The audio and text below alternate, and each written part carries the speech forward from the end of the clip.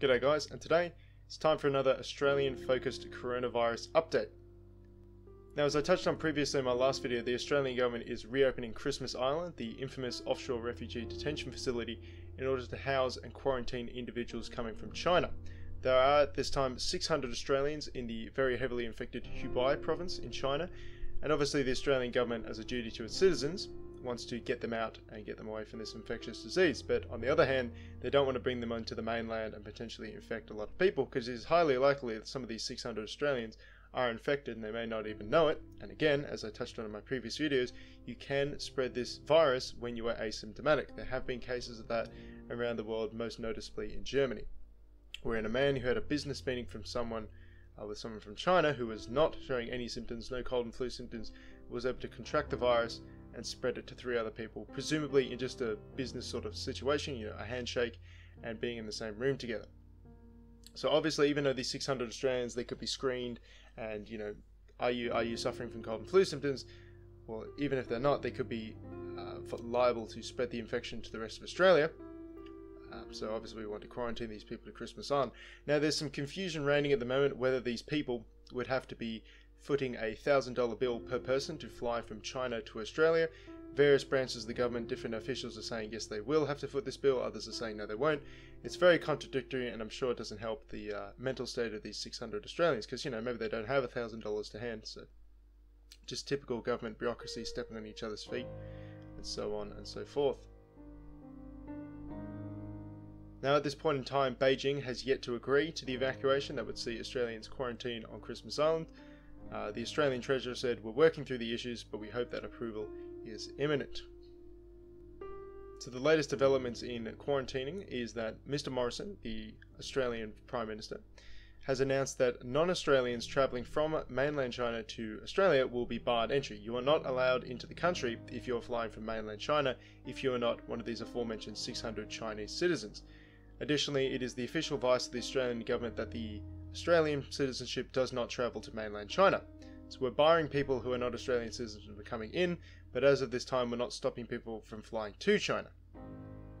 Now, you know, when people talk about, oh, we should ban flights from China, I mean, yes, it's a good gesture, but unfortunately, unless you ban, you know, flights from all over parts of the world, it doesn't really matter. For example, the Australian government is not banning flights from Hong Kong. So if you're in mainland China and you want to get to Australia, you could merely fly to Hong Kong and then fly to Australia. So again, this isn't a foolproof, shut down the borders, Plague Inc. style solution. There are ways to get around this. It just makes it that much harder, gives it an extra step, and that sort of thing. So at the Australian airports around the world, there is, quote, advanced screening and reception arrangements. The Morrison government plans to hand out 500,000 face masks. They're going to have thermometers to take people's temperatures. I mean, I'm no expert, but the amount of people who move through an airport, it seems tricky that you're going to be able to monitor or adequately monitor and potentially even perform a quick diagnosis on that many people. But again, I'm not an expert, so I'm not sure whether that's a feasible task. Now, at this point in time, the 2nd of February, the Morrison government has stopped short of banning all flights from China entirely, although several private airline companies in this part of the world, namely Qantas and Air New Zealand, have joined a growing list of flight services that will suspend all flights to and from mainland China in the wake of this coronavirus outbreak. Now, obviously, they don't want to be helping to facilitate the spread of disease around the world, so props to them. Now, this all sounds pretty good on paper, you know, quarantining people, banning flights, attempting to curtail the spread of the disease, but unfortunately it's not going to work in completely stopping the disease. This doesn't solve anything, unfortunately. It just merely makes it that much harder for the disease to spread. And unfortunately, and this is just so goddamn tragic, and I don't know how many people are going to die because of this, it's going to be hard to put a number on it. It seems inevitable that people are focusing on, you know, racism and social justice and anti-Chinese sentiment. And that's just a product of the, you know, extremely sensitive social justice focused culture that we have developed particularly over the last decade, but it's been around for a couple of decades. It's just a distraction from the real problem. You know, this isn't discriminating against Chinese people. This isn't discriminating against any Asiatic people. This is attempting to protect your nation from a disease that has a death rate and infection rate similar to that of Spanish flu, which of course decimated the human population about a century ago. This has nothing to do with racism and this sort of thing. This is a distraction. This is a way for media companies to sell headlines, to sell ads, ad space, and this sort of thing. It's all just a distraction. This has nothing to do with this sort of thing. The Australian government and various other governments around the world are focused on preventing the spread of the disease and ensuring the health and well-being of their citizenship. Anyone who claims that this is grounds for racism, their opinion is null and void, essentially. That just ejects them from the realm of rationality, of a civilized grown-up debate, and that sort of thing. It's just a way for mainstream media pundits to make money. So that's really unfortunate that people would attempt to capitalize on this sort of thing to push their racism thing, but you know, that's the world we live in. Anyway, that aside, despite these measures, as I predicted, we are continuing to see more cases in Australia. We are now up to 12 cases from 9 in my last video. We have more cases in South Australia and Victoria.